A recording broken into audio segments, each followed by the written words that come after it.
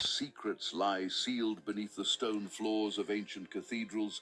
What becomes of royalty when time, not enemies, becomes the final conqueror? This is the chilling, fascinating, and unforgettable story of Queen Elizabeth I, not in life, but in death. Elizabeth Tudor, known to the world as Queen Elizabeth I, wasn't just a ruler. She was the living embodiment of an age. Her name alone inspired loyalty, fear, admiration, and sometimes hatred. She was Gloriana, the Virgin Queen, the last Tudor monarch. For 44 years, she reigned over England through rebellion, war, religious conflict, and the greatest threats Europe could hurl her way. She defied the mighty Philip II of Spain, crushed the terrifying power of the Spanish Armada, and steered England from the chaos of civil strife into a golden age of exploration, art, and empire. But even Gloriana, with all her power and wisdom, could not escape her greatest fear, the fate of her body after death. Behind the painted face and elaborate gowns was a woman deeply haunted by mortality. Elizabeth had spent her entire reign surrounded by death, assassins, betrayal, family conspiracies, and the constant threat of foreign invasion. She saw how quickly queens could fall, how even the closest kin could become deadly rivals. Her own cousin, Mary, Queen of Scots, had once sought her throne and paid for it with her life. Elizabeth had signed that death warrant herself. Though she remained stoic in public, that choice haunted her to her final days. But nothing frightened her more than the gruesome process that awaited her body after her final breath. In the 16th century, embalming was not a delicate or respectful tradition. It was harsh, invasive, and violent. The human body was treated like a machine to be taken apart. After death, the body was laid on a stone slab, cold, clinical, and heartless. The flesh was sliced open with long, sharp blades. The organs, the heart, liver, lungs, stomach, and intestines were removed by hand. Then, to delay the inevitable rot, the hollow cavity was stuffed with strongly scented herbs and spices, cloves, cinnamon, myrrh, and other costly ingredients. These were not added for respect or ritual. They were there to fight the horrific stench of decay that would soon follow. Elizabeth, in her final hours, begged that her body be spared this fate. She asked her physicians and court not to open her, not to cut away what she believed should be presented to God whole. She wanted to meet her Maker as she had lived, unchanged, untouched, unbroken.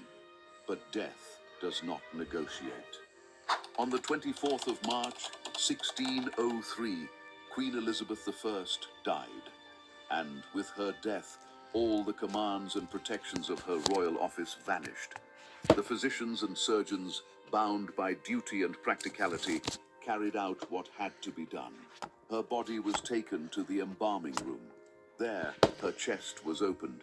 Her internal organs, the heart that had carried the hopes of a kingdom, were removed.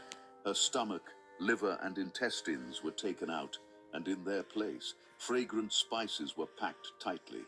These desperate efforts were not to honor her, but to prevent a catastrophe, the swelling and bursting of her corpse during her state funeral.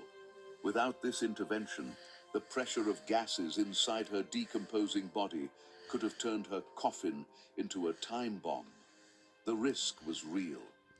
Other royal funerals in history had witnessed such gruesome events, coffins bursting open, the horror of exposed remains staining what was meant to be a final act of dignity.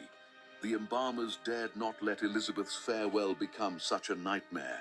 Once the embalming was complete, Elizabeth's body was wrapped in rich crimson velvet, embroidered with Tudor roses, symbols of a dynasty now at its end. She was sealed inside a heavy lead-lined coffin, designed not just for majesty, but for containment. The coffin was closed, the ceremonies began, and the final journey of England's last Tudor monarch began. The royal barge carried her down the Thames, through grey waters and under darkened skies.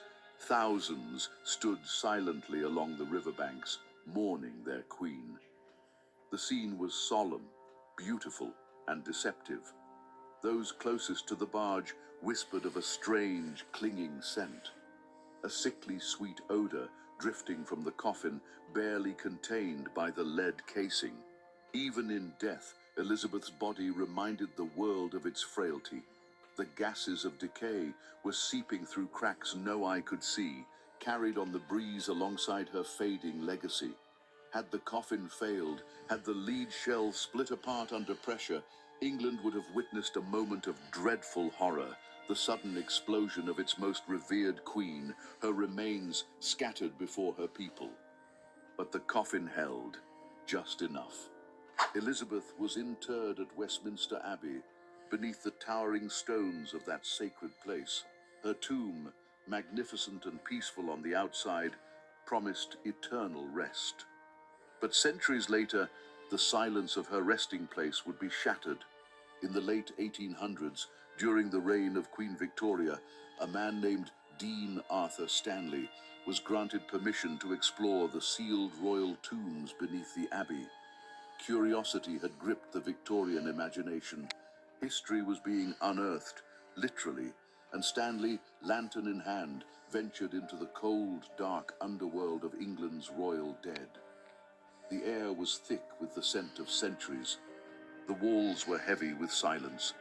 As he stepped into the chamber where Elizabeth lay, he was not greeted by the glory of a queen, but by the crumbling wreckage of time. The once beautiful coffin had collapsed. The wooden layers had turned to powder. The rich velvet was discolored and brittle. Even the lead, meant to last forever, had warped and bent beneath the slow pressure of internal decay. The initials E.R., Elizabeth Regina, still faintly marked the lid, a ghostly whisper of the woman who had once been Gloriana. But that was not all. Above Elizabeth's broken coffin lay the remains of her half-sister, Mary I. In life, their rivalry had torn England apart in fire and blood. In death, they were locked together in the same narrow vault. Enemies in life, neighbors in eternity. The air around them was dense with centuries of trapped rot. Stanley stood alone, surrounded by two queens, both long gone, yet still bound by a story that refused to die. What he saw confirmed a grim truth. Even the greatest of monarchs are not spared the slow, patient hunger of time. Elizabeth's body, embalmed with such urgency, had not decayed in peace. The internal gases had continued their terrible work. The coffin bulged unnaturally, the velvet was stained, the wood had vanished, and yet, in those ruins, fragments of her identity endured, the Tudor rose, the faded embroidery, the weight of legend lingering in dust and silence. Above ground, the world had moved on. Tourists strolled the polished marble of Westminster Abbey, unaware of the scene beneath their feet. They admired the beauty, the music, the elegance of it all. But under the stones lay a different story, not one of glory, still housing the remains of a queen who had once ruled oceans. Elizabeth, remains of a queen who had once ruled oceans. Elizabeth's tomb is more than a monument. It is a message carved not in stone, but in time.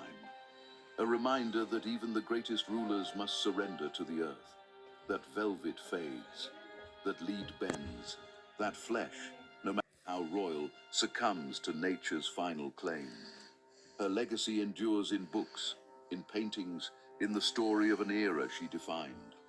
But her body, once adorned in gold, now rests in a vault of silence, its grandeur consumed by centuries of darkness. Elizabeth I, the Virgin Queen who commanded armies and